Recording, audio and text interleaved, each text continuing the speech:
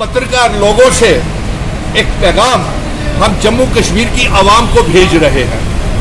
उसमें ये पैगाम, खुशी का पैगाम भेज रहे हैं कि हमारे वकील जो सुप्रीम कोर्ट में ये जो पटिशनें हमने दायर की हुई है बड़ी मजबूती के साथ 370 रियासत के दर्जे की 35A की सुनवाई जो honourable chief justice of India कर रहे हैं और एक बेंच कर रहा है, बड़ी मजबूती के साथ अपनी दलीलें रख रहे हैं। लेकिन अफसोस की बात यह है कि सरकारी वकीलों के पास कोई ठोस प्रोग्राम और पॉलिसी नहीं है। और खुशी की बात यह है कि आज पत्रकार बंधुओं के माध्यम से मैं ये खुशी का पैगाम, क्योंकि आपने पहले दिन से ही मेरे साथ, जब मैंने 5 अगस्त 2019 को जंग का ऐलान किया था, आप में से सारे पत्रकार मित्र मेरी इस जंग में शामिल हुए थे।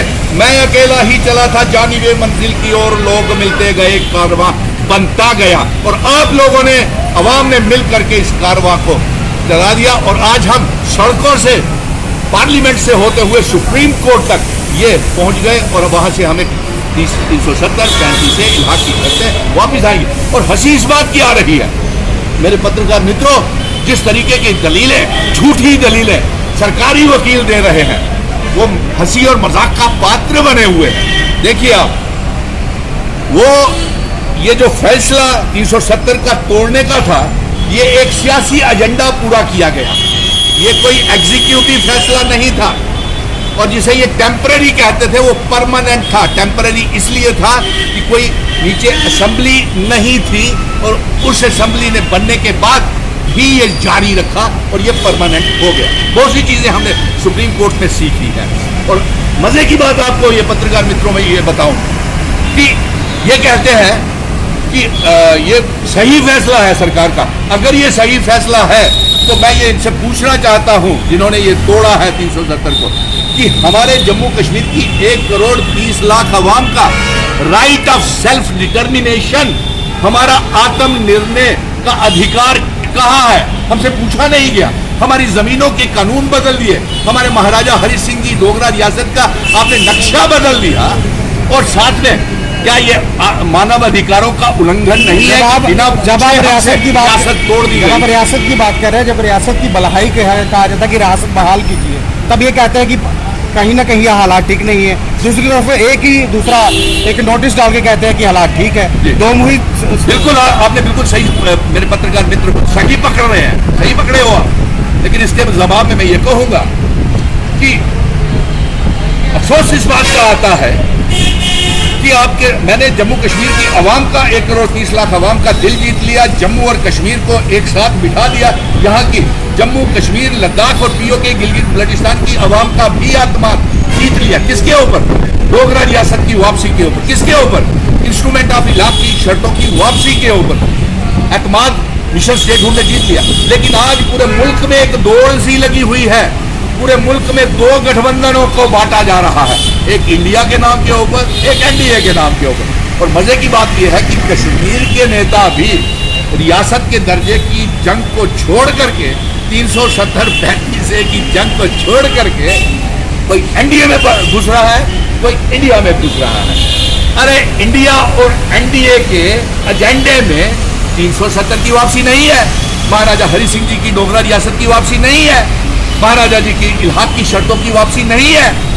तो जब अवाम की मांग, जो रियासत का दर्जा, अपना स्पेशल स्टेटस 370-35A की मांग की उनके एजेंडे में नहीं है, तो फिर ये 3 सवाल आज मैंने खड़े किए हैं इन नेताओं से, जो भी हैं इनके हिस्से ABC टीमों के रूप में। आप कहेंगे कौन सी है? गुलाम नबी आजाद, अल्ताफ बुखारी, पीपल्स कॉन्फ्रेंस, और भी बड़े नेता हैं। वन नेशन वन इलेक्शन की बात की जा रही है, वन नेशन वन इलेक्शन अच्छी बात है, कोई बात नहीं है। इसके संदर्भ में मैं ये कहूंगा कि जम्मू कश्मीर में वही सरकार और वही मुख्यमंत्री बनेगा जो हमारे मिशन स्टेटहुड के रोड मैप के ऊपर चलेगा। और वो रोड मैप है जम्मू कश्मीर और लद्दाख, पीओके गिलगित। जो एनडीए और इंडिया जा रहे हैं वही लोग, उन लोगों के साथ तो आप भी बैठ के उठते थे। बिल्कुल, मैं मिशन स्टेटहुड का एजेंडा, पत्रकार मित्रों, मैं मिशन स्टेटहुड का एजेंडा बता रहा हूँ। आपने बिल्कुल सही कहा, बिल्कुल सही कहा, क्योंकि ये इस संदर्भ में मैंने पत्रकार मित्रों, मैंने आपसे पहले ही कहा था, मैं जम्मू और कश्मीर के लोगों के साथ साथ नेताओं को और पॉलिटिकल पार्टीज को इकट्ठा बिठाऊंगा। और ये भी कहा था कि ये आवाज मैं केंद्र तक लेके जाऊंगा, सड़कों से लेकर के पार्लियामेंट और कैसे पार्लियामेंट। माने कि आप एनडीए और इंडिया की तरफ जो जा रहे हैं उनसे आप अलग हैं? देखिए, अभी तो मैं यहीं पे जम्मू में खड़ा हूँ और लोगों के बीच में पैगाम भेज रहा हूँ, खुशी का पैगाम भेज रहा हूँ कि हमारी जो मांग थी, जो हमारा जिसको लेकर के हमने जंग शुरू की थी, वो हमें मिलने लेकिन वाला है। डॉक्टर फारूक अब्दुल्ला तो बैठे हैं ना इंडिया के। देखिए, डॉक्टर फारूक साहब का, उमर साहब का सवाल जो है ना, ये उन्हीं से पूछिए, लेकिन ये पूछिए जरूर। आपको उनकी अच्छी ताल्लुकात हैं। मेरे बड़े अच्छे मित्र हैं, बुजुर्ग हैं, बड़े नेता हैं, मंच साझा करते हुए आपको देखा है। तो इसमें कोई बात नहीं है, क्योंकि हमारे मंच के ऊपर हमने, आप पत्रकार सवाल ताक रहे हैं, लेकिन ये क्यों नहीं कहते कि सुनील डिम्पल ने ये भी कहा था कि मैं जम्मू और कश्मीर की आवाम के साथ साथ ये बड़े बड़े नेता, ये प्रधानमंत्री के कार्यालय में भी गए थे, यही नेता कुछ लेके आए प्रधानमंत्री के कार्यालय से, 18 नेता गए थे, जिसमें एक्स चिल्ड्रन। आप भी तो होम मिनिस्टर से मिले हुए थे, आपने क्या बातचीत की?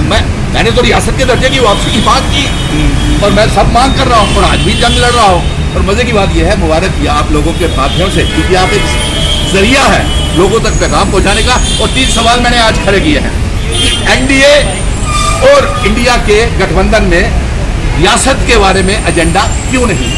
फिर तीसरा ये है कि आप बताएं, ये एनडीए और इंडिया बताए कि जब हमारी रियासत 370-35 से महाराजा हरि सिंह जी की डोगरा रियासत को तोड़ा गया, यूनियन टेरिटरी बनाया गया, तो ये आपके एजेंडे में क्यों नहीं है?